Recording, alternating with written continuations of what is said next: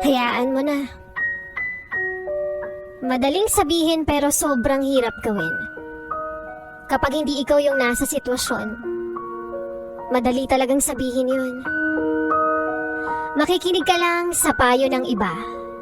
Pero at the end of the day, desisyon mo pa rin kung dapat mo pa ba siyang habulin. Ito yung mahirap sa parte ng relasyon eh. Na sana nga nakita mo na lang ng harapan na meron siyang iba. Para may dahilan ka na agad nakalimutan siya kaysa sasabihin na lang bigla sa'yo na ayoko na. Diba? Parang tanga.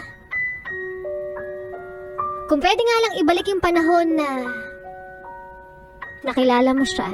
Hindi tulad ngayon na halos parang hindi na kayo magkakilala. Hindi madaling makalimot, alam ko.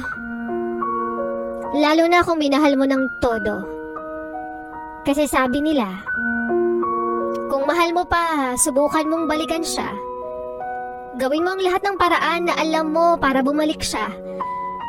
Marami mang pagtaboy ang gawin niya o isumpa ka ng sobra-sobra. Ang importante, ginawa mo yung part mo. Ang importante, sinubukan mong isalba pa yung relasyon nyo.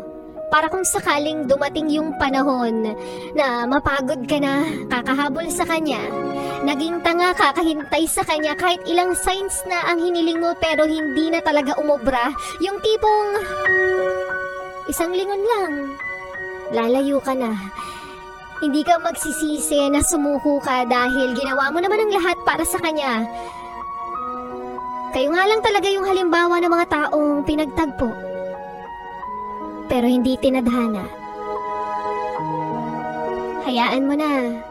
Hayaan mo na yung sarili mong pagdaraanan to. Hayaan mo nang maramdaman yung sakit kapag hindi na siya nagre-reply sa mga text mo. Hayaan mo na kung hindi na niya sinasagot yung mga tawag mo. Tapos kapag sanay ka na, hayaan mo naman na ikaw naman yung sumaya. Dahil kung gusto mo talaga na maging masaya at makawala na sa nakaraan yung dalawa, siguraduhin mong handa ka na. Yung tipong hindi ka na paulit-ulit na babalik sa umpisa. Kasi handa ka nang maglakad papalayo. Sa alaala niyong dalawa.